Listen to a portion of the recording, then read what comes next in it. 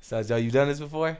No, Nah. Okay. this is my first one, man. I'm telling you, I've been hiding all this yeah, time, yeah, man. yeah. So, here on the Hustle House podcast, we got Joe with us. Yes, sir. Yes, sir. Joe is a barber, licensed sir. barber. Been a barber for a while, right? Yeah, long enough. To most people, it'll be short, but for me, it's been long enough. I've been doing it for like 11 years. 11 years? Yes, okay. sir. Is that just like straight license or just period? Just straight period. Damn. Straight period, man. So what was you doing before? I used to work for Pasadena Unified School District. I started off as a custodian and worked my way up to supervisor. And then just sitting in my office one day, I was just like, this can't be it. This couldn't be just my life, man. I think I got more of a purpose. Yeah. So I got home and I went and told my wife, like, I don't want to do this no more. I don't really know exactly what I want to do yet, but I want to find something that I can get into, that I can grow into. So actually what I did is after she said, I started looking into barbering. Yeah. I've always been around barbershops, getting myself groomed up since I was young. My grandfather used to take me pretty much every weekend, man. So like I lived in the barbershop, and as I got older, it was the same thing. I stayed either every week or every 2 weeks, getting my hair cut. Damn. Yeah, so being consistent. Know what's funny? Know why you know why we vibe, bro? Why? Cause Joe, I'll tell you the story how I met Joe in a little bit. But you know why we vibe? I was a custodian too. No way. Before barbering. No way. Right before. But I got into it, same thing. I always got my hair cut every 2 weeks, loved the barbershop, always loved the environment, all that. The only thing was I never wanted to cut. I just wanted I wanted more income. Yes. I never thought I owned a shop, and I never thought that I would make not by owning it, but I never thought it would replace my main income as custodian. Custodian gets paid good. I was No, I tell people all the time, man. Still to this day, I had people that when I was leaving, because now I was a supervisor, so I was supervising school. That was different money. So that was different money. Yeah. And so I had it made, had my own office, things like that. But when I told people I was leaving to go cut hair, like to be a barber, they were looking at me like, what are you doing, dude? Like, why are you going to do that? You ain't going to make it. You ain't going to, barbering don't do this and barbering. Yeah. And what they didn't get is I didn't see barbering being where it is now, but I thought of the opportunities that I can have in growth. And that's what made me leave the school district was the growth. School district, I was only going to be able to get as far as you could. As far as I could. You got a cap. And then you got a cap. Yeah. The thing about in this hair industry, it's so many different directions and so many ways of being able to grow. Yeah. And just in these 11 years, I probably done more than some barbers who got way more years. Right, yeah. Already done because of who I am as a person. Yeah. You got that work ethic. Yeah. A lot of barbers don't, they don't have. Well, belief in myself, man. Oh, that too. And hard work. Yeah. Hard work and dedication, man. Yeah, beats it every time. But that's funny though. That's funny. I never knew you was a custodian. Yeah. But I made my switch when I decided to cut hair because I didn't know how much barbers was getting.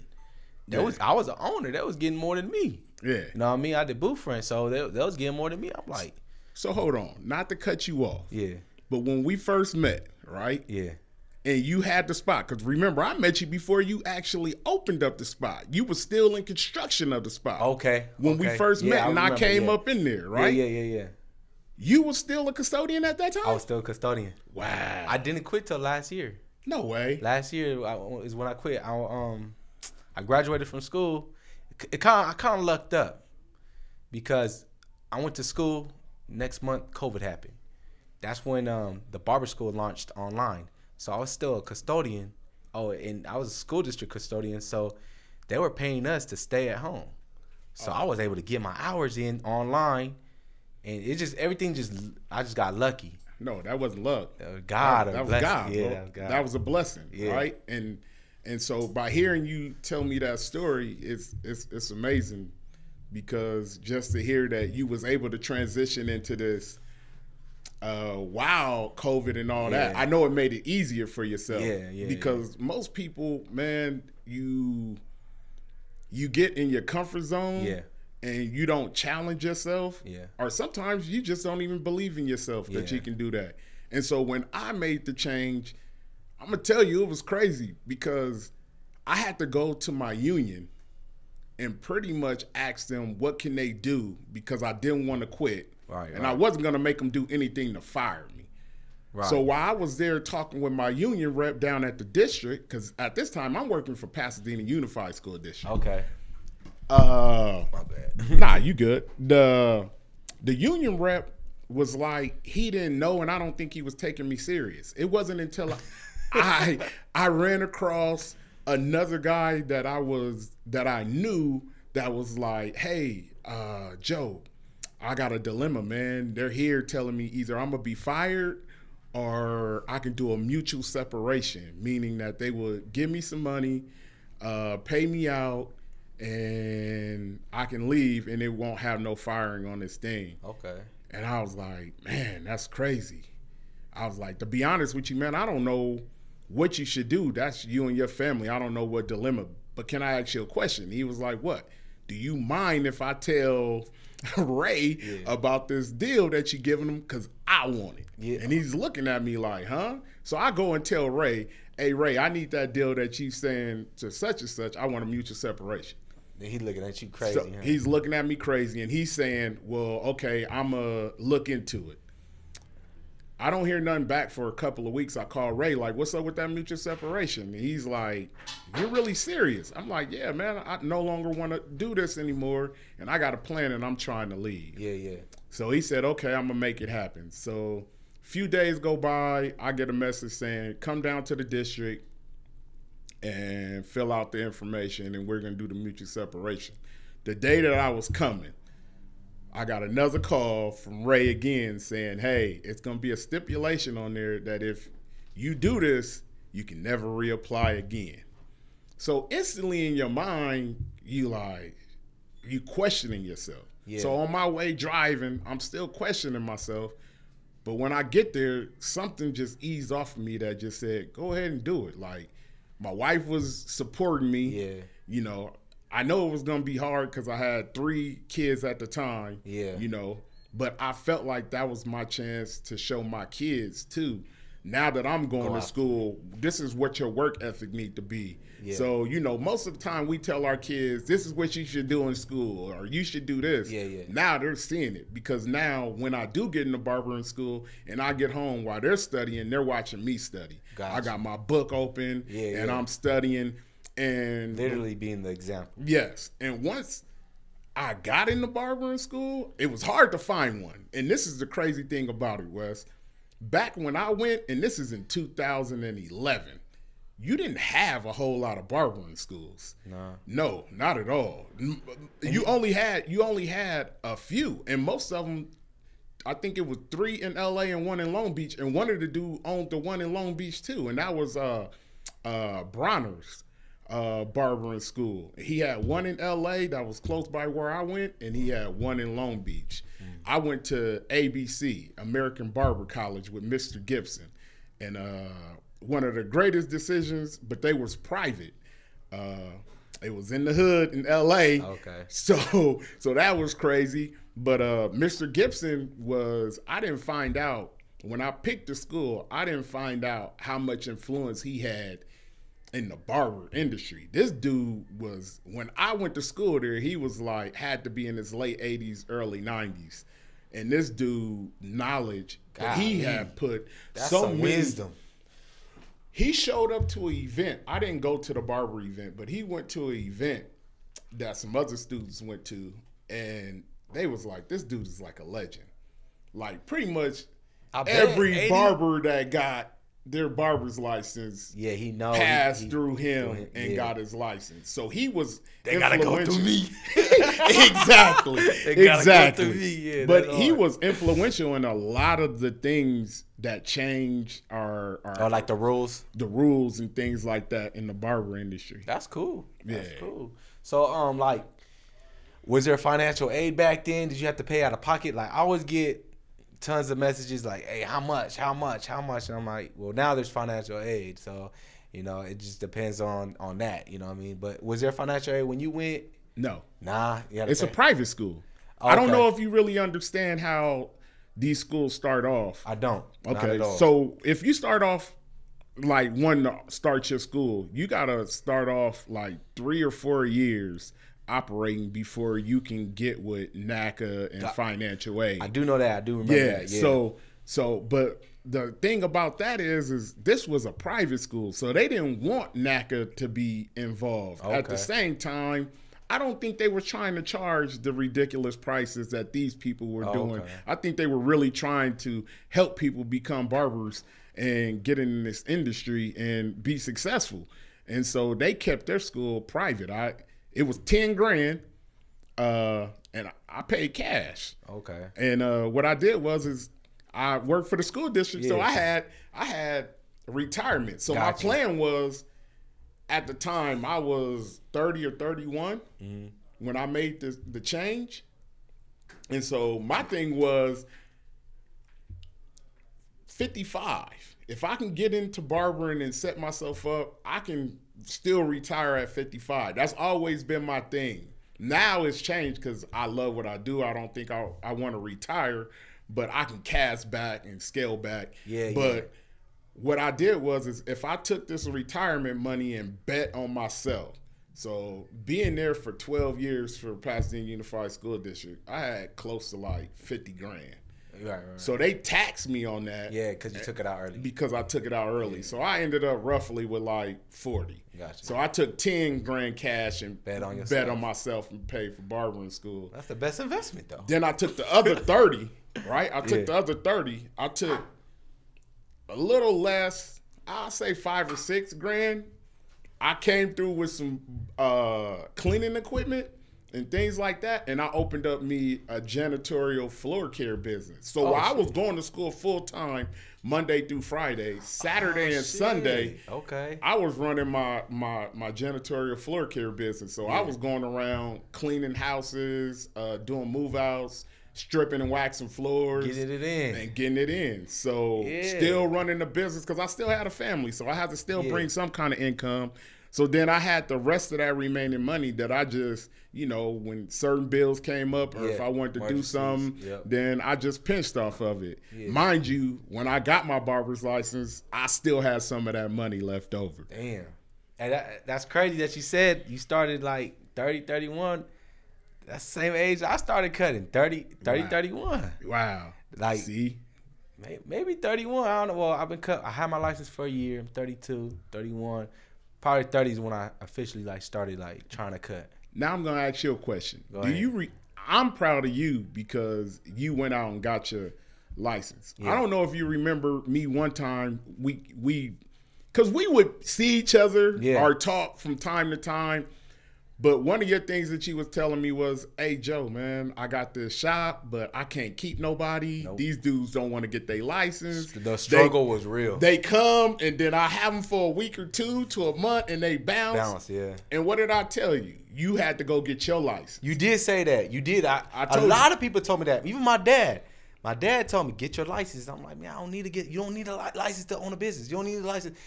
But now I just, you know what? The more I feel like any business, the more you put yourself involved in it, like license, I'm going to school with barbers. You know what I mean? I'm spending more time in the business. It might not be in my particular business, but it's in my field. I'm getting to know people. Oh, I got a cousin that lives up there. He's a barber. Oh, my friend lives up there. He's a barber. So I'm starting to know people. I'm like, okay, it's starting to work. I don't necessarily know if me getting my license helped me get, because now I got 12 barbers. So I don't know if it helped me get 12 barbers, but I think me being involved in the industry helped me. But I do know this, like with the license, it blessed me. Like I can go cut when I want. Like you could cut anywhere. You know what I mean? California. So I don't know. It's just it blessed me a lot. I'm gonna tell you, best decision you get, best advice you ever gave me. And the reason why is because in talking with you, I wanted you to succeed, right? Yeah. And that's one of my biggest things. Yeah, you're very people genuine. around me, I want to see succeed, right? And you're very genuine with it. But what I've dealt with in being in this barbering game in this short amount of time is the barbershop owners that own a barbershop but don't cut hair or don't know anything about it. Yeah. Their expectations and what they do for their business is bad. I haven't met a person that haven't had a license who owned a business that ran the business in the right way. I got you. That were gonna be where they can make some money at the same time, like respect their barbers. And I know for you, I know that had to help, right? You can identify some of the issues that your barbers would have because now you deal with that. Yeah, exactly. You're damn, dog. And so no, you're exactly right. And that goes by. I didn't even think of that though. But I never thought of that. Because that go back to experience, man. When I first got into barbering, when I first got my license, and I'm gonna tell you, so I started, and I was so on it in school that I finished early. I was done. I started at the end of August. I was done with my hours by like May. Oh shit. Yeah, of the following year. Yeah. But I had to wait because when I did state board, it would still take your model with you. Oh, wow. Right? Yeah. So it was old school. So you still had to do a shave. I had to wait. I didn't take my state board test until August. So I was done in May and didn't get my test date. It's like 3 months. 3 months. Damn. But it was cool because they allowed me to still come to the school. Yep, they still and do I that. still went to the school. And one thing that I stayed true to with myself is I would go cut people at their house, things like that, but I never wanted to work in the barbershop. I didn't want to pick up the bad habits. Okay. Right? But I was just going to ask you, have you ever worked in a shop? Yeah, I actually worked in the shop. So that's what I was saying. When I first got my license, I had a shop. So it was crazy, man, because most people don't even have a spot.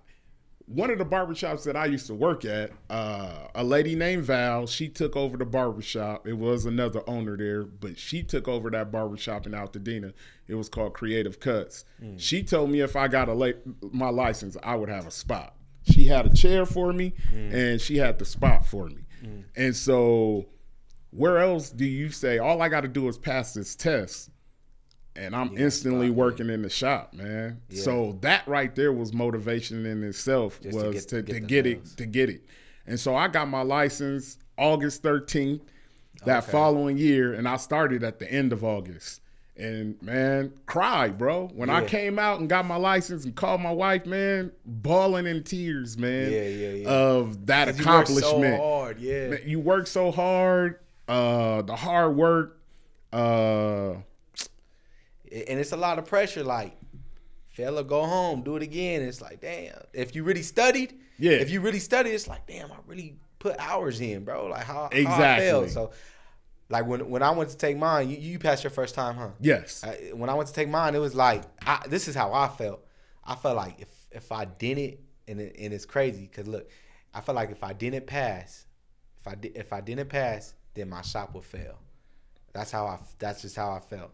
And I passed, and only like I say 2 weeks into cutting, shop started getting together. I found some dope apprentices, signed them, and state board came in. Right, state board came in. It just felt good. Like when she came, like everything's under control. Whereas when they used to come, it was a barber there, and like I don't know. It's just I got everything under control. Oh, where's this at? It's there. Oh, you licensed? Yes. He's my apprentice. Oh, he's this. So it was a good experience. Wow. But it was like probably like 2 weeks to a month. State board came, and if I didn't have my license, I just felt like, somebody else would have to take care of that, and you know what I mean? Exactly. Like, I don't know. Hey, that's crazy, because all my time in being a barber, man, state board has never showed up for real. None of the shops that I ever worked at. Oh man, the only time state board showed up, they showed up at the barber school that I worked at. Oh wow. Yeah. How was that? Now that was different because it's a school, right? Yeah. So you don't know what they expect. Mm-hmm. They showed up to my shop probably like 3-4 times just because I couldn't get it right. I'm gonna be honest, I couldn't get it right. I was getting barbers, that wasn't licensed or dirty so barbers. somebody was calling then. Well, the first time they came, right, and I think it was a license issue, and they was like, "Hey, we gonna come back. We gonna keep coming back until you get this shit right." But mind you, these is fines. And then at one point in time, they was gonna put my shop on probation because I just, bro, it was really dark. I went through the ringer. I try to tell people about my experience so they can learn from it. Yeah, you know what I mean, like. And I'm telling the truth, you know what I'm saying? Because there's a lot of people that still say like, oh, you can get a shop. Oh, you don't need no licensed barber. State board will never come in. Not with my experience. You know what I mean? They just kept coming like federal agents, man. That's how I felt. Yeah, because once they find you in violation, that's easy. They didn't have a lot of agents. Now it's gonna change now because they have more. For those of y'all that don't know, I'm looking into the camera. Yeah. Be on the lookout, State Board in California, because of the rules changing, meaning that you don't have to take a practical exam. They have more agents. They have more agents. On top of, man, why else? If it's least amount of training you get, there's more citations you can write. You know what I'm saying? So a lot of people that's saying it's easy to get in the profession. Yeah, it's easier to get in the profession, but are you gonna hold to your principles of doing things the right way and being sanitary and doing those things? Are you gonna protect your client? One of the things that I find that's scary in the industry right now is everybody wants to do the blurriest fade, right? And everybody want to be the dopest barber and do all that, but are you taking care of your client? Can you identify when your client has some kind of issue, whether it's psoriasis or anything like that? Anything, and not saying that you can fix it. Yeah, saying that you know what it is. I got one for you. I don't know if your school did this, right? But when you're doing your client consultation, when you're asking your client what kind of haircut are you giving them, are you doing an inspection? Did they teach you to do the inspection? The scalp inspection, right? Yeah. Most of the time I see cats cut hair now, they go straight into just combing the hair and cutting it. They're not looking for anything. Yeah. And my thing is in barbering, we're more than just a fade or a taper. Okay. And what I mean by that is back in the days, we were surgeons. Right. You know what I'm saying? And that was the thing that had me so interested in learning barbering in the beginning part, was the fact that, hold on, we were surgeons? We did bloodletting? Yeah. Like, this barber pole don't stand for the United States of America, but it stands for bloodletting. Yeah. Right? And so I challenge barbers that also in cutting hair, also know where you come from, and also speak of that when you're with clients. You'll find that clients, once they find out some of this stuff and sharing knowledge, they like, wow, you had to learn this. Yeah. You know what I'm saying? Put some respect on the profession. Put some respect on the on the profession. Facts. You know, before people would come in and they devalue barbers. They just feel like you just cut hair and that's it.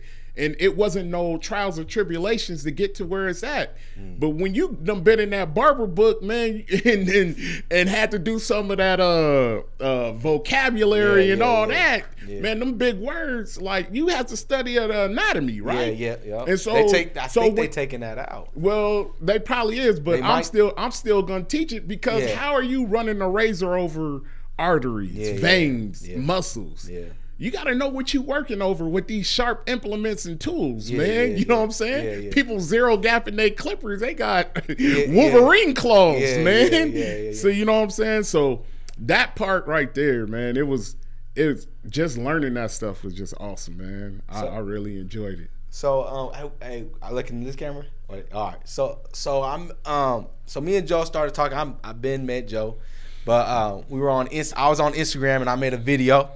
And Joe called me on it. But pretty much in my video, I was saying to stop going to apprentice school, because barbering school is fast. Like, you could get it done faster, so you could get your license done faster. And I was promoting a certain school. Now Joe don't like. Well, I'm not saying I don't like it. It's just I went there. But we had a debate on apprentice versus barber college. Yes. I'm gonna go with barber college, but what were you telling me with the apprenticeship? Like, okay, so what I was telling you is pros and cons to both. Okay. All right. So I'm gonna start off by giving you the pros of barbering school. Okay. Yes, barbering school, you get done faster. Yeah. You're supposed to learn more. Yeah, every day, every day because you're just learning. You got this teacher that's behind you that's just pushing the school, pushing the knowledge. And you're taking walk-ins. And see, that's my thing, right? Not all of these barbering schools are getting the clientele that each barber needs. Okay. To be getting in. It's kind of like a shop. It's not busy enough. It's not. Now some. See, where I worked at was when I first started was Marinello.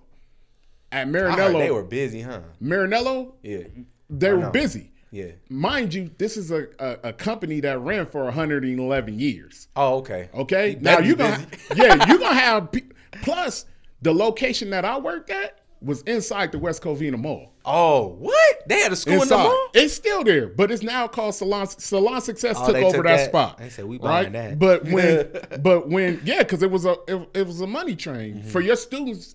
They got in this glass window, so people are walking by and they get to see you doing your work, and they can see, man, this don't look bad. Also, and at the time, it was $5 haircuts. So these $5 haircuts in the mall. $5 haircuts from students. Now, mind you, it was like me and other instructors. If people did mess up, so we had to fix it. Yeah. But for the most part, we always had satisfied like customers, and ended up being returning customers. So a lot of my students had clients when they got out of barbering school. Okay. Right? So in that set of environment, yes, it's great.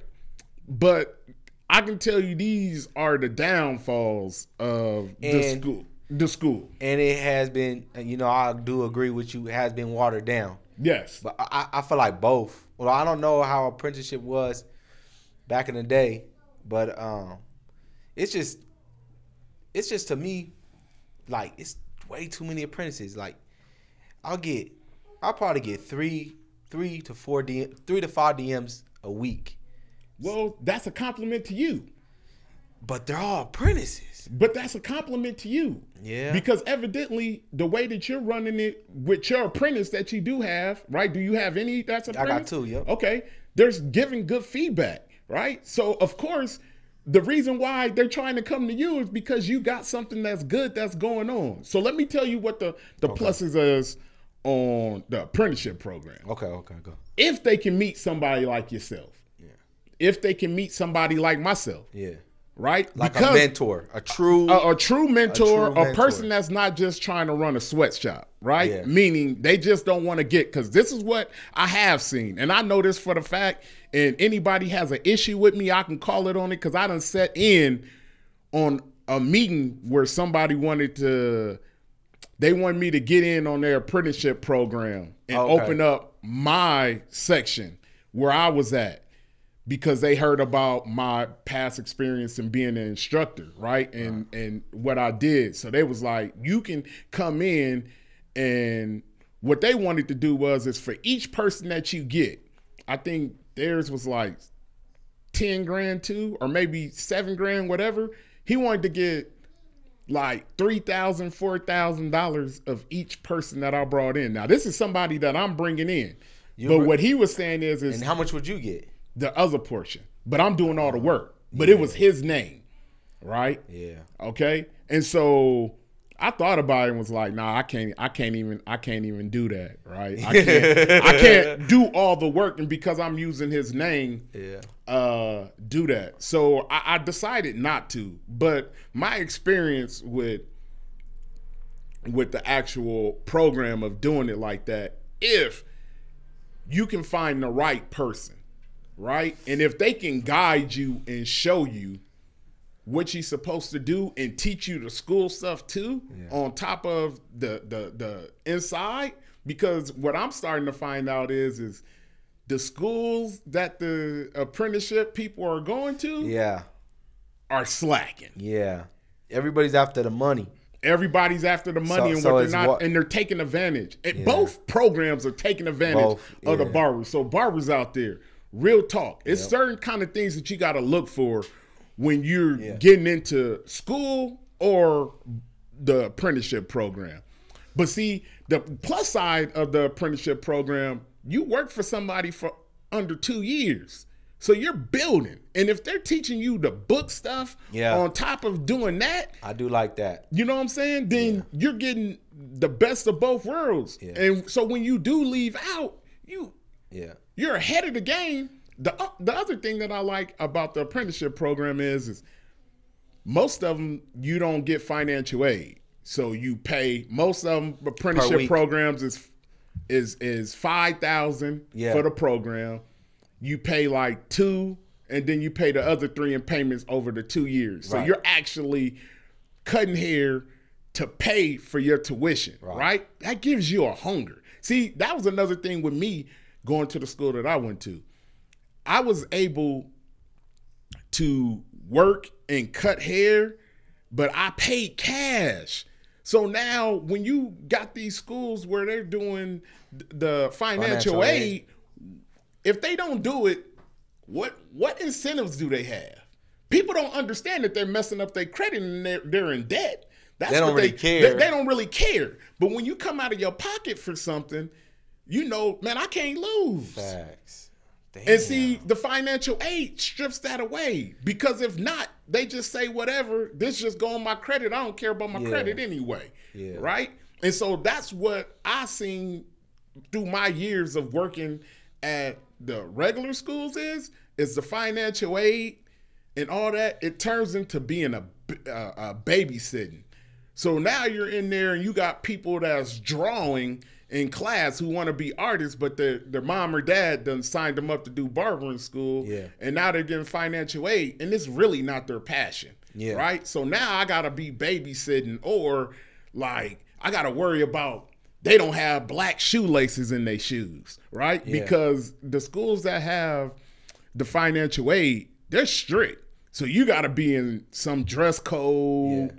So it becomes that I got to send people home. And because sometimes I send the people home that's good, dope barbers, right? But they just, the whole thing. It seems like, I don't know what your experience, but with my experience, it seems like the doper the barber, like when I'm in dope, talented, really talented, the more they don't give a fuck about the structure or like the school. Do you find that? You do.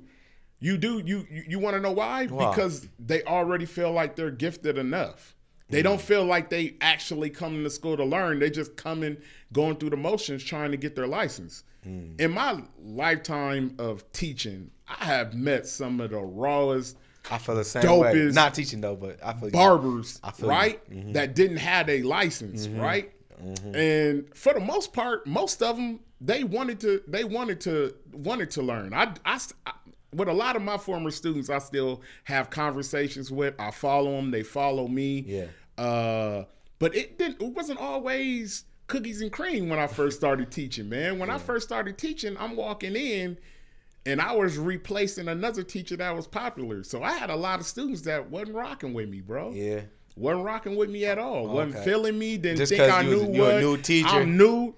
Nobody likes nothing new. Nobody doesn't like change. True. Right? Change is an issue. And I would tell any barber, if you want to do something that's going to take you a long way, be able to change. And you should try to work on changing on your own. It shouldn't wait for change to happen to you. You should be finding new challenges for yourself. Yeah. Upping your game, doing new things. One of the craziest things about barbering to me right now is I remember teaching in the school and teaching barbers, hey, we got to learn these facials. We got to learn these scalp manipulations. We need to do this color. You want to know the number one pushback from a lot of my students? And my students, you know this for a fact. What's up? Why do we got to learn this? Oh. Why do I got to learn a facial? I just want to do fades. All I need to do is fades and taper. That's all my clients. And right now, I can tell you majority of all my barbers that I had as students can say, hey, I'm glad I listened to Mr. Joe and I learned how to do facials, because look at what they doing now. Yep, facials and colors in. Facials, colors. everything. Yeah. Braiding. I got a former barber student. He braids. He making guap because he can do the braid and the fade. He does, and that's what's in. Yes, he does. His name is Demisio. One of the most talented barbers I know, man. Oh, dude, I'm gonna have to follow him. You on Instagram? You gotta follow. Yeah, I'll show you on him. He just went to the Bonner Brothers in Miami. Okay. And he went and did a lecture and all that. So he was in your class? He was one of my students. That's what's up. He already knew how to cut. I'm not going to take no credit as far as that. But as far as helping him get his license, I can speak on that. So that's working with him and things like that. That's what, okay, when you said apprentices, that's what I want to clear up too. Yes. When I get apprentices, look, my cutting skills is only a year in. When I'm getting these apprentices, they've been cutting for like 3 to 4 years. Yes. So I don't really teach them. Well, I don't teach them nothing about cutting. Nothing that they could probably teach me in that aspect. But as far as like running a business or in other aspects, that's where like, okay, well, look, do it like this. Or you want to do this. If you do this, this is going to happen type thing. Like, oh, this is how you get booked. This is how I seen other barbers get booked. Try, you know what I mean? That's where I'm kind of like the teacher and they're kind of like the student. So when I say like, just go to barber college, like for these apprentices, well, like one apprentice of mine, he's 19. He could have just went to barber college. Like I feel like I'm not teaching you barber shit. You know what I'm saying? I'm teaching you business stuff, but not barber stuff. So that's why I'm like, just go. Like you will be done in 6 months versus 24. But the biggest part of that is do he want to waste his time with some of these sorry schools? That's true. Right. So you go to a full-time school. Yeah. And mind you, we not gonna speak of the school and say the actual school name. That's what I will not do. I will not disrespect other barbers on how good they are and how bad they are, and I won't speak of the schools how good or bad. But a lot of these schools, man, I don't went and worked at some of these schools or got offered to work at these schools or worked a day. And because I hold myself to a standard, if you're not rocking a certain way, I can't be part of it. So meaning that you told me that about a school and how the guy couldn't do fades and he can only do shear work. Yeah. So what kind of barber instructor is that? I'll tell you what. He didn't have nobody respect. I mean, he had mine because I give everybody their respect. You know, you don't want to do something. So let me. But he didn't have the barber. But I feel like I'm not like a barber. I feel like I'm more like business. You know what I mean? Like no, but you're a barber, bro. Don't stop shortchanging yourself. You're a barber. Yeah. But let me tell you the flip side of that. What I learned in being a teacher, being an instructor, and being a barber. Right. That's probably why he didn't make it as a barber and why he's a barber instructor. Okay? I've heard this before too. He's a barber instructor because he couldn't make it in the field, right? So he goes to where, okay, he has some knowledge of the profession. He can teach certain stuff. He can't teach fades and tapers, right? No. But he knows the other part. He probably know how to roll the perms. He probably know how to do the facial. He probably knows how to do a shave, right? It's just phase and what you call it. It's his issue, right? Because if I was a school, if I owned the school, I wouldn't hire him. I'm not hiring nobody that can't do full everything. Right? And so, for instance, working at Maranello, and this is why I challenge anybody that want to really talk bad about Maranello, because I don't work at other schools too, and they wouldn't be where they was at right now. All these schools didn't come out till Maranello went down. Oh, wow, okay.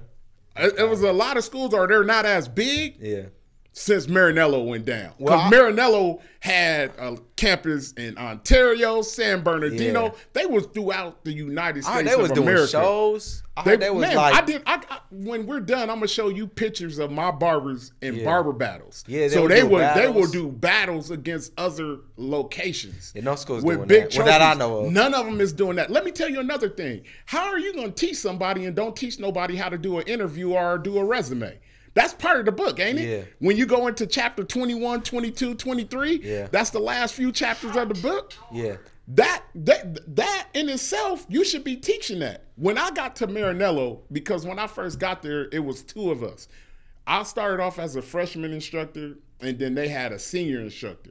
Well, when I first got there, test scores was low. So we got called in the office. Now, mind you, I only been there maybe a few weeks to a month, and she was talking about the reports that we had a 70% or 80% passing rate at the time, and we need to pick it up.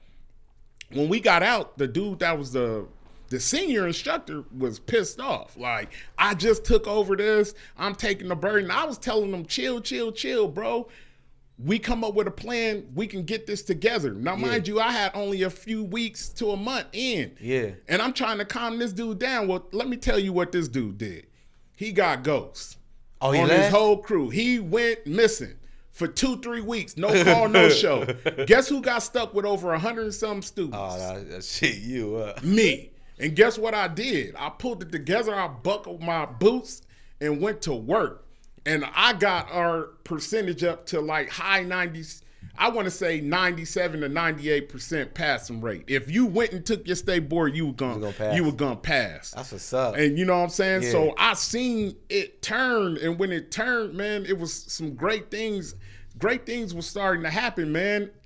It's just they were doing some financial crooked stuff. That a lot of these other schools probably do. They're still doing, but they're finding ways to go around it to where the financial aid people aren't finding out. But I'm going to tell you also the difference between Maranello. Every month on a Monday, because Mondays was our off days, we had to go do a training at the head location in Whitaker. Actually trained. So we used to have to do training. And some of the training was, as instructors, we had to pair up in groups and we had to teach certain things in front of other instructors. So it exposed you if you didn't know your stuff or wasn't coming with your stuff. And then they'll tell you like, hey, we got to get you more training. I don't know if you can stay, go. Yeah. So it pushed. You couldn't just go in there and just be, I'm just teaching. What are you teaching? And I mean, it's easy to teach out of a book. It's easier. It's easy to teach out a book and tell somebody who's not a barber like yourself all these things. But can you show them? That was the difference between me and a lot of instructors that I work with, was I could show you. And that's why right now I'm doing the apprenticeship. That's why I got people that come in and apprentice with me. Because when I go work at these schools, I don't want to babysit. I want to be able to show and help. If that's what you want, I don't want to babysit. If I had a school, either you're gonna come in here and do as I ask you to do and do it, or I'm gonna kick you out. But they not gonna do that because they want that 20. Money. It's 20 grand a student. We're gonna work with you. We're gonna figure it out. We're gonna work with you. Right? But this dude is showing you all he interested in is the girls. In the Cosmos, because most of the schools that I worked at, Cosmos and barbers. There was some pregnancies going on. That's what I'm telling you. You know what I'm saying? A lot of barbers, you know what I mean? A lot of, so they're looking for love, not, you know what I'm saying, not to learn. And a lack of focus, right? And so one of the things you got to do is. Oh, no, he good. Oh, one of the things that you got to do is you just got to keep it real. And if that person ain't it, then they got to go. And I'm like that. I'm real, man. I don't do things to hurt people. I do things to help people. And people need the truth. And I'm not gonna give you no participation trophy. I'm gonna give it to you just how I would want to get it myself, because I'm one of my biggest critics and hard on myself. I don't need nobody to tell me what I need to work on. I know what I need to work on. You see what I'm saying? And I always tell this story because going to ABC, it was in South Central, in a black neighborhood. All the clients that I got mostly was African-American, which I call highly textured hair. I don't say black people. I say highly textured hair. That's the only hair that I really knew comfortable how to work on. So when I got in my shop, the shop that I first worked in, I was working on a client, and it was a straight hair client. I was about an hour and 10 minutes in the haircut and trying to find my way through this haircut, bro. Right? I wasn't confident, sweating. Right? Why do we sweat when we can't figure it out? Because you stressing, Is that what it is? You stressing. This dude took the cape off, threw it in the chair, and walked out. Now, I challenge any other barber who had that part. That, first of all, most barbers that I know. When I first got in, see, now I'm happy to see that if you're black or if you somebody who have highly textured, you know how to cut straight hair, and then if you got straight hair, you know how to cut highly textured hair. Yeah, yeah. Because it wasn't like that. Back in the days, black barbershops only service black clients. Yeah. Hispanics and whites only dealt with straight hair clients, right? Yeah. I didn't want that. So instead of me pouting, instead of me crying, or just saying, from now on, I'm not going to take that client when they come through the door, it was a challenge to me. So what I did is I kind of stepped away from my shop that I was working in, found a shop called Big Mike's Barbershop in San Gabriel. God damn. This was an all Hispanic barbershop. Yeah. They used to see mostly Hispanic and Asian. That was what the schools was over in the area. Big Mike was the owner of the barbershop. I went, talked to Big Mike, and asked him could I come and work there. Yeah. I told him I knew how to cut hair. I had my license. Yeah. And he was like, cool, if you get into a jam, I'll help you. But I took myself out of my comfortability. I went and worked in this shop for like 2-3 months, man, where all I worked on was just straight hair. Yeah. And it wasn't the actual fade part or the taper part. It was actually clipper over comb and blending that transition from the two to the more bulkier part of the hair in the parietal ridge area. I didn't understand where my guideline was. I never seen it. It wasn't enough repetition that I was getting. But I went and worked at this barbershop. Now, mind you, out of my comfort zone. So here I am, a brother. Yeah. At an all Hispanic barbershop. And I'm going to tell you at the time that I started working here. At the time that I started working there was when Gina Rivera died, the Mexican singer that they said the cartel when her plane crashed. Yeah. Because they used to watch Telemundo, right? And so they're watching this. Now, mind you, I don't speak no Spanish. But I'm in here and I'm asking them questions like, what's going on? And they're telling me some of the dopest, coolest barbers that I ever met in my life, man. Yeah. But I went there because I knew to become a better barber, I needed to do that. So that was one of my things that I did. Then my other thing was to work on my speed. I went and worked at Fort Irwin. Oh yeah? I went and did that. Dope. That shit, I heard that shit like high intense. Yeah. But dope. They get the same haircut or nah? See, what you start thinking is like the Marines, high and tight. But you get some that get that, you get all kind. And then you get, because at the time, haircuts That's where K work at. K, shout out to K. Haircuts at $10, and you got, I want to say 70% of that.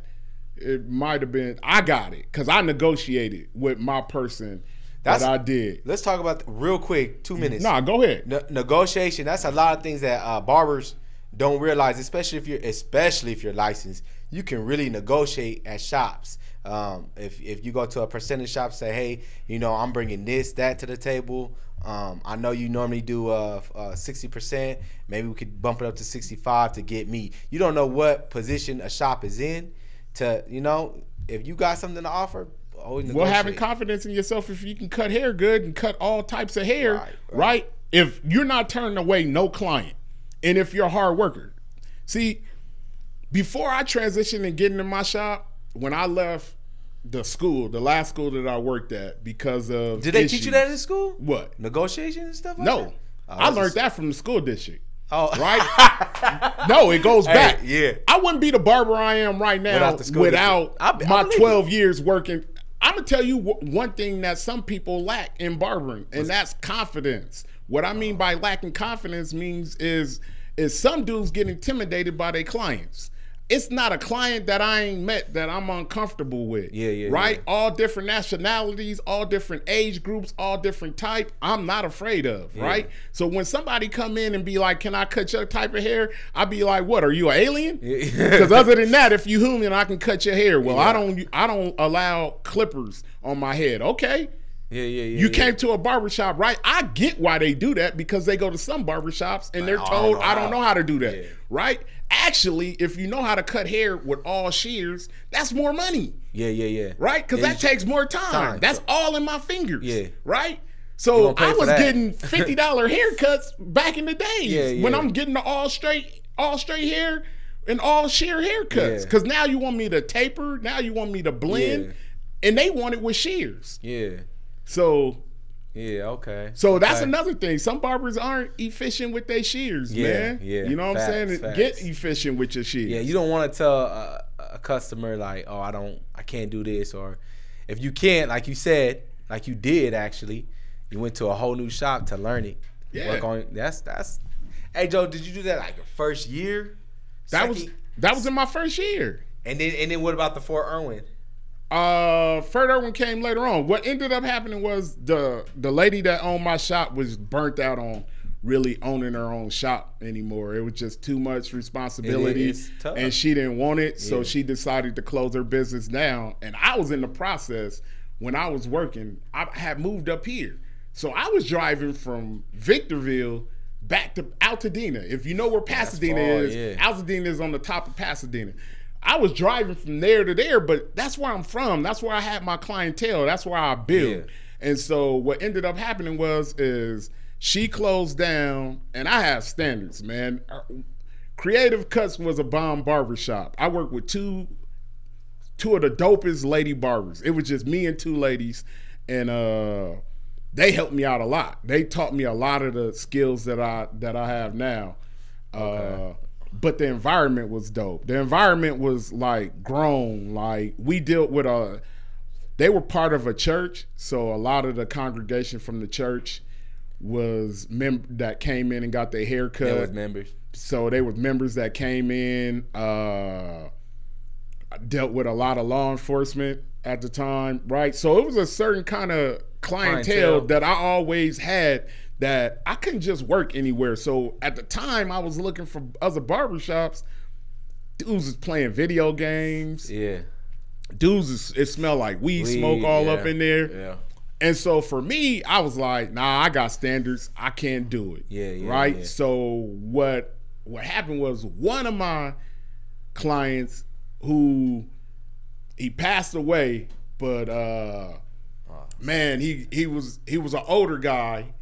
I knew him from being a client in the barbershop. So we already knew each other.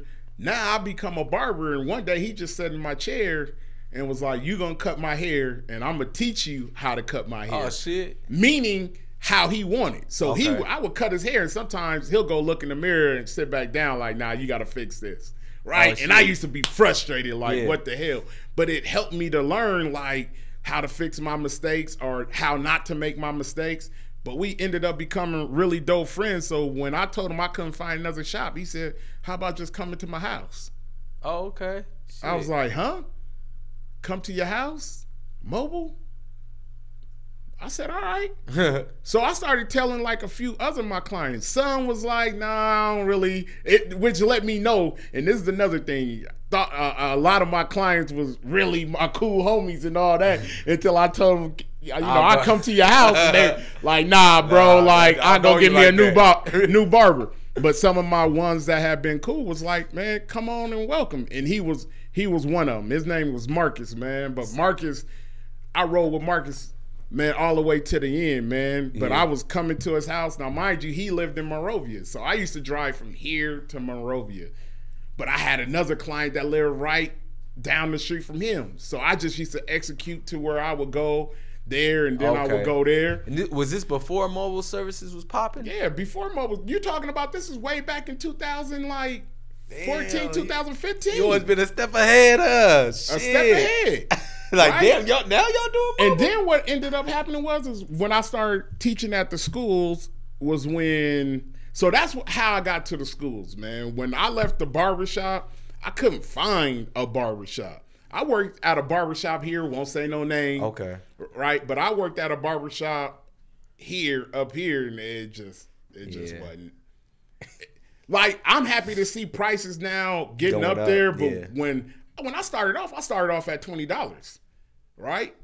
They were still doing $12 haircuts up here. Yeah. Oh, yeah? This is in 2014, 2015. Oh, shit. They were still doing $12 haircuts. Yeah. And what they were doing was, if you get a lineup, that's the extra $2. Oh, yeah. If you get this, then this. So you had to do all this stuff to get up to $20. And I was like, why can't you just make it to what it is, right? Yeah. I just didn't get it. I didn't understand it. But the same thing, man. The owner of the shop was rude and all that. Yeah. And, a lot of shop owners, I feel like a lot of shop owners kill their own business by being too egoistic. Well, my thing is, if you don't have a license, and this goes back to why I told you to get a license. Do you have a business? If you don't have a license, do you have a business? Do you have a barber shop if you don't have a barber's license yourself? I don't know, Joe. Okay, no, so for instance, if you ain't got no barbers to work in your shop, what barber shop do you have? You can't go in there and work it yourself. So you, as a barbershop owner, eventually got to find some barber where you're going to kiss his ass and do whatever, because I need his income to come in to cut some people. It's kind of like, I see where you're going with that. I never thought of it like that. It's kind of like this. When McDonald's, we'll just use McDonald's for example. What's his name? Ronnie? Is it Ronnie? Ronald McDonald? Ronald McDonald. Or say Ronald, right? When he created his burger, it was him, right? Yeah. He and then when he started, selling burgers, I'm sure he worked there, right? Yeah. To the point where that business grew so big that he hired employees, he probably didn't need to work as much. So with the barbershop, I see where you're going. You need to cut in that motherfucker before it can just run by itself, type of thing. Do you feel like a barbershop could ever run by itself? Without I believe it can if you're a strong businessman and you know how to treat people right. It's a certain way of being able to do it, but I would still tell you, get your barber's license, because the only thing that I'm saying about that is if anything was to happen and you can't get no barbers. Yeah, you got to come up with that bill. You got to pay. And who going to pay? You got people lining up wanting to come and get their hair cut.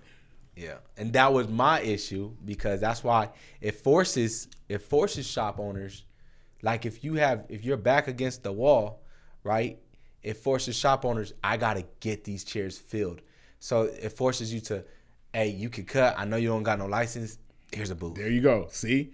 And guess what ends up happening? Now you got turmoil in the shop. Yep. Now you right? Because now you're showing off jump. This person ain't got a license. Yep. So now this person who don't got a license already know you desperate. Yep. Right? So when you hold people to standards, right? When you hold a person to standards of saying you gotta have a license, and my thing is every time that I went and even interviewed at a barbershop, they always, well, one place I had to bring my son and I cut my son. Other people was like, I want you to come and just do a day in my shop. I want to watch you. The last place that I worked at a shop, that's what he told me.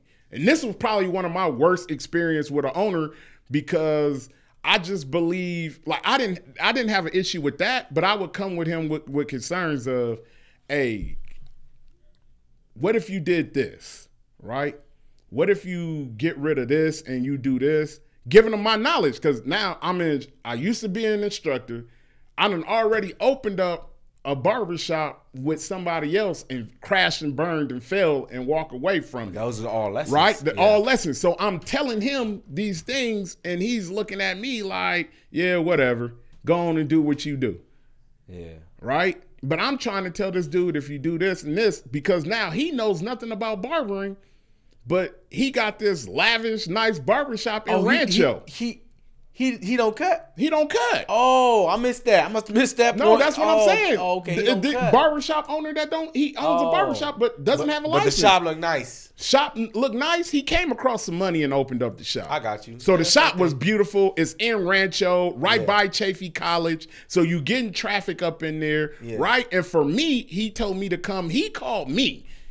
Found out, because I used to call the barbershops and get my students jobs. So he had called me and found out that I was not working at the school. Did I want to come? And I was like, you know what? I'll come check you out. So I went and worked there for a day. He sat there the whole time, watched me, and was like, yeah, I need you. hired me, but then after that, it was like, I'm hired, but what value? I'm bringing value to you because you're making money off of me, but what value are you bringing to me? Facts. Got you. You know what I'm saying? What can you do for me? What can you do to elevate me? Yeah. I'm elevating your pockets. What can you do to elevate me? What I did was when I opened up my business it's a thing that, and this is another thing, these clients belong to me. Yeah. Oh yeah. I laughed and joked. I laughed at that. Yeah. So I told all my clients, look, I'm leaving. I'm about to open up my own shop. Yeah. You can take my number down and text me. And if you do that, that lets me know you rocking with me. If not, you can just stay here. Those who want to go with me, this is where I'm going to be at. I'm telling you, it's going to be a great environment. Yeah. So I ended up plotting because I know a dude that run the solar. And so I had got students who, man, I'm telling you, when I worked during the schools, I would set my students up with opening up their own shop. That's when the suites was starting to get going. Yeah. So I was telling them, you ain't got to go work for somebody. If you got the financials to back it now, open up your own shop. And so that's what I did, man. And so I linked up with the dude that I was linking up some of my students with, and he was like, man, I got a location ready for you in Rancho. So I went, did all my stuff, got my resale license, got my business license, got my establishment license. So the day he gave me my key, now mind you, I ain't said nothing.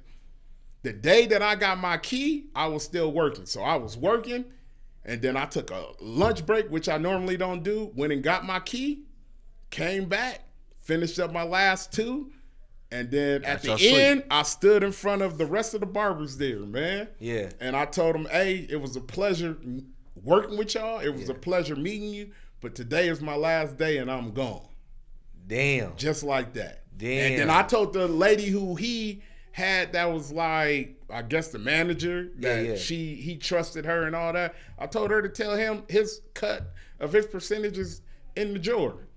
And not to even contact me. We ain't got nothing to talk about. She was like, he's gonna call you. And I looked at her and told her, you tell him don't contact me. We ain't got nothing to do. Did he call you? No. Oh. He knew better. Don't call me. So that's when you got your suite? And that's when I started JT's Grooming Lounge. That's what's up. And that you got 2 barbers in there, Yeah. Well, one just left. One just got his license, got his apprentice license, and moved up to Vegas. Big Zay, that's man. What's up. That's Big what's up. Zay, one of the dopest, youngest barbers. And if you in Vegas, go and hit Zay up, man. He's gonna get you right. That's what's but he was my first. Are you gonna get another apprentice? One? I got one. I got one now named TJ. Unfazed. Let me tell you the difference also with me. So in working with me, I allow you to brand yourself. So he never technically was under JT's Grooming. He worked under me, but I allow him to be himself, to run Cut by Zay. Facts. TJ, I like that. TJ is another one. His is unfazed. You allowed him, when you say bring himself, bring his brand. Bring his brand. Brand himself. That's what's up. Because a lot of shop owners, they're not gonna do that. Nah. You need to push my brand. It's no ego. Push my brand. Wes, it's no ego in me. Me neither. I love that. There's no ego with me. That's what's up. This is why this is the first podcast, and I can say it. First podcast, I'm on here with Wes. Yeah. He's the first one to get this exclusive with me. Hell yeah. I don't be on social media bragging about what I'm doing. Wes, I don't put over 200 people in the barber game. Yeah. A lot of them got their own shops, man. A lot of them doing good for themselves. Yeah. They not hurting, and they doing what they needed to do in the barber industry. That's why I also say you got to set your people up for success. Yeah. So when they get out, they not in the hole. They not really struggling out there. They out there, they efficient in barbering to where they can cut hair and run a business. And not only that, take care of their family. Take care of their family, because that's the whole part. Yeah, and you know what? Like a lot of barbers are scarred. Because like when I tell them, all right, look, this is what you do. You know, bring your own brand, whatever. You know, they get like, all right, well, like, what's it for you? Like, nah, bro. I want you to be successful, bro. I want this is your, you know what I mean? I want you to be like, you know. But they get like, oh, like when me, I came from this shop and they said I couldn't do this, and they said, and you letting me do this and that. Like, yeah, bro, I want you to be successful. I know the difference between I know clients, bro. Like, yeah. If a client, like you said earlier, you said that a lot of shop owners and even some barbers, they think the client is mine. Yeah. Like as if they're a slave. Like, you know what I'm saying? Yeah. Like, I own this client. No, nobody owns that client. No. The client goes to where he want to go. If I want to go to the shop, sometimes our client, like, we'll get a barber. One barber just left. He started his own shop. Shout out to Justin. He started his own shop. I knew, he's going to take he was a booked up barber. That man made some bread. So I knew when he was leaving, I knew that it's going to be it's going to be a portion of the clientele that's going to follow him, which is fine. He deserved that. Yeah. You know what I mean? They following his cuts. Yeah. You know what I'm saying? But it's going to be a portion where they stay because they know, like, oh, well, this shop is known for having good barbers. You know what I'm saying? They trust the shop. They trust the shop. You know and some of them, see, this is why I asked, because some of them is whoever was available, they went and sat in the chair. And I'm cool with that. Because you can't cut the whole height. But if somebody is coming strictly for me, how you gonna tell me that's not my client? I worked on that. Yeah, but owners, nah, man, I don't want you to hand out your info. No, man, they don't need to know where you at. Nah, man, that's so selfish. That's so egoistic because it's like exactly they came for your fade. And what I realized, Justin taught me a lot. He had some issues. He was an apprentice, and some shit went down with his apprentice license. I had to kick him out the shop for a little bit. Not negative. He just had to leave the shop. He went to he was cutting his kitchen. Yeah. That man was booked up in his kitchen. Yes, I know cats like that. It's like it don't matter. They come for the work. They come for his. Man, for instance, I got this one student that I had at my last previous school, Juan. This dude was one of the dopest barbers I had. He was already cutting hair, bro. I want to say he had been cutting hair since he was 12, 13. But I found out that he was cutting hair at his pad. Yeah. Right? And so I found out where his pad was and went by his pad. This dude would be up at 5 in the morning cutting in his backyard. He had a setup in his backyard cutting, grinding. Guess what he did when he passed and got his license? He opened up his own shop? He stayed in his backyard until he found the shop. Okay. And when he found the shop, he opened the shop. He didn't want to work up under nobody else. He didn't want to be with none of the politicking and all that. And I commend him for that. Right? I always told him, like, man, keep doing what you're doing. Yeah. But he was the same person when COVID closed down and I had to close down my spot, that told me, hey, Mr. Joe, man, whenever you want to come hang out, because he kept his open. Oh, that's he closed the front of his thing so you couldn't really see in. We did it too. And I pulled in the back. I pulled in the back, and a couple of times I came, and he told me I can come as much as I wanted, but I just appreciated him allowing me to come up in there, man. Well, look, Joe, we gotta wrap it up. I know we've been talking, but I do, bro. We gotta get you back on here again. And I want to get in with your barbers. I've been telling you forever I want to meet them, and there's certain things that I just want to be able to share with you guys, especially share with you, man, because that was another thing that I talked to you about was when you were talking about the Masters, right? And you was like, I don't know why people like those. Man, the Masters is an awesome clipper if you understand it, but if nobody don't teach you how to use them, they bad mouth. Yeah. And I'm going to tell you, it's not a clipper that I haven't tried. Right? Okay. It's not a clipper that I haven't tried, and I don't really bad mouth. Each clipper has a way of doing something. Okay. That's what I learned. And that each clipper cuts different texture of hair and different kinds of hair in different areas. Would you say the Masters is good for a specific? It's universal. Oh, really? Any hair? Any hair. Oh, universal. I know. Put it like this. It cuts through both.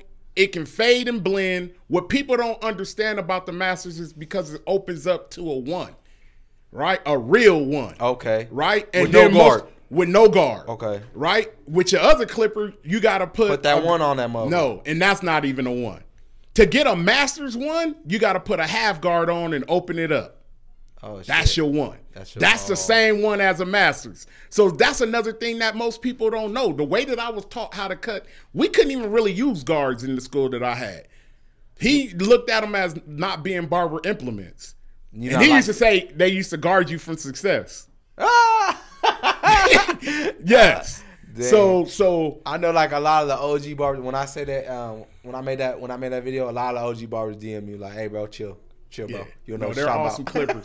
And I'm gonna push you. I'm gonna push you to use them. I'm gonna come through and just work with you and your guys. And man, you own the thing, so you can. I know you can get a clipper on consignment, man. Yeah, whatever. There you go. But I want to leave you with this. If you could change anything in the barber industry, you know what I'm saying, anything, what would you change?